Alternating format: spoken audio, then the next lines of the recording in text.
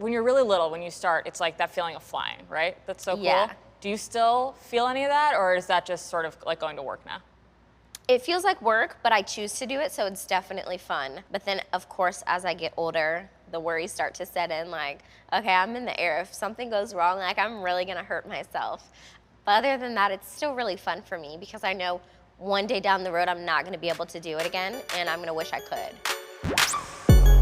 Absolutely astonishing. The greatest of all time. 2 flips, 2 twists, 1 piece of air. There you go. 7-time national champion.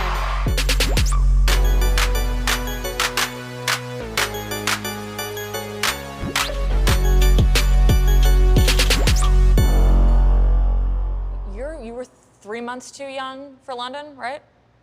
Yes. Do you think you'd still be doing this if you had competed? Like, is there another world in which you're 3 months older and so your last Olympics was Rio? No. You wouldn't have seen the same Simone. That was a mediocre Simone. So there definitely wouldn't be like the Simone Biles there is today if I would have gone to 2012, because it would have been a different picture. Right. I would have probably got last place and never been invited back to national team ever again. So. Okay, so actually it worked out pretty well. Worked out very well. I needed that extra 4 years. Although at the time, it probably was a huge bummer. No, I wasn't sad at all. You weren't sad at all? Nope. Okay. I was so not ready. Okay. I was a very bad gymnast before that Fair 4-year enough. mark. Okay. What about emotionally? What's different now, and what kind of would you tell a 15-year-old Simone?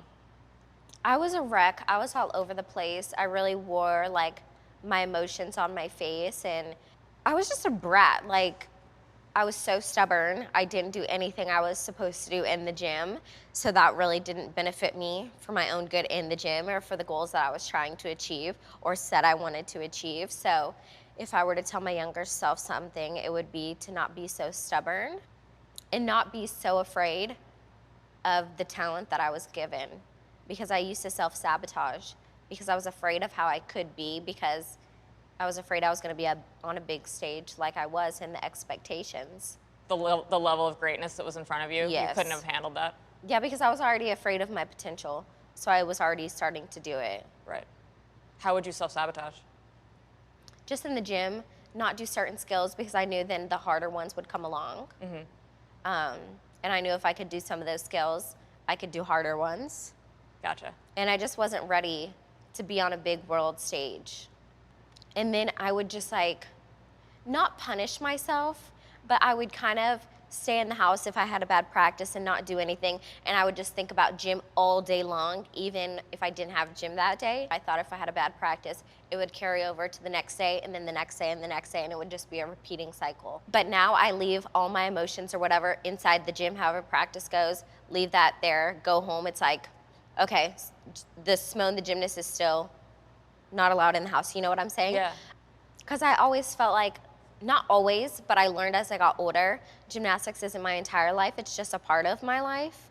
Yeah, I feel like at 19, that's much harder to Yes. do. Even if you hear people say it's not everything, like, it is everything to you. Yeah, at that point it was, because I hadn't been to the Olympics. It's like I hadn't established the gymnast that I was. And now it's kind of just like, you know what, if I have a bad practice, I'm allowed to. It's okay, tomorrow will be better.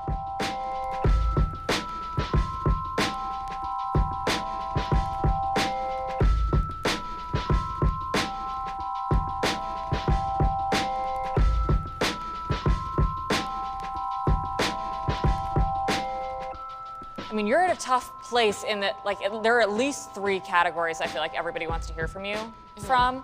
Like, Black Lives Matter, Me Too, USAG. Yeah. You have a lot of things where your voice carries a lot of weight. It does, and I never realized that until I came out with Me Too, and I realized the impact that I had. And like, girls would jokingly come up and be like, "Oh, Simone, this isn't happening, tweet it, and I bet it will happen." And it's just like, that's when I realized the impact that I had. And then if I ever tweeted my feelings, people would really listen. And I just thought that was crazy, because I didn't think I was that big of an impact.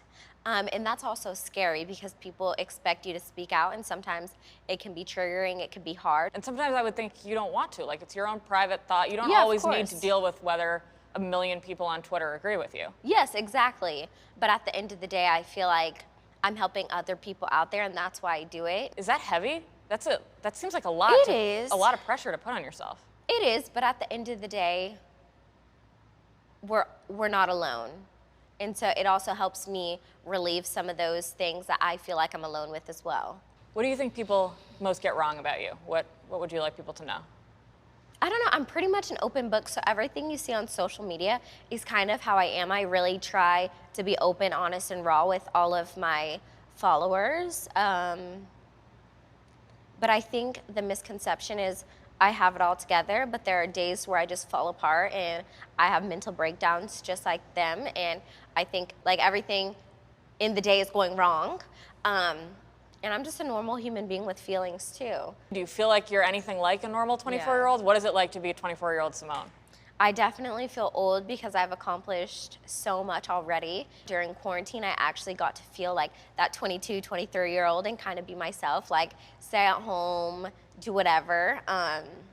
Obviously, given quarantine, there are certain rules, but I just never got to do that because I was always traveling. I was always doing things that felt so above my age for how young I was. So now it's just kind of nice to have a good balance of both. Like that seems like kind of a difficult balance to strike, or you're like tugged in two directions, right? You want to start your life and be a person, of but then you still love this thing. How do you balance those two desires? You always have to give something you love up on your own time, and I think that's why I would stop, because I wouldn't want it taken from me and have a doctor say you can't do this or it'll be really like hurtful to you. So I'd rather just like hang it up myself. And you just have to learn when it's your time. Right. Whenever that is. So is that part of why you would never actually have quit in this past year, because it wouldn't have been on your terms? Yes, most definitely. You had to compete in Tokyo. Yeah.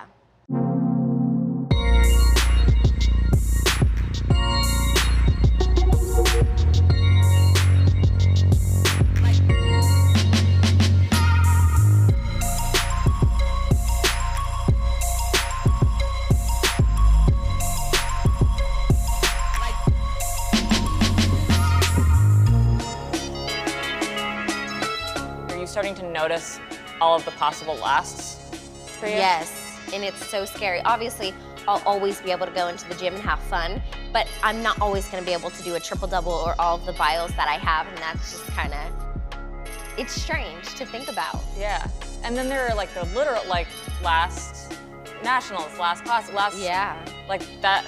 I mean, unless you go back in Paris, and even if you do, it won't be the same. Yeah. Do you think you'll be thinking about those as they happen?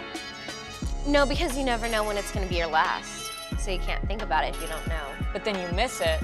Like, then you miss feeling that moment, right? But I don't know if you want to feel that moment. That's true.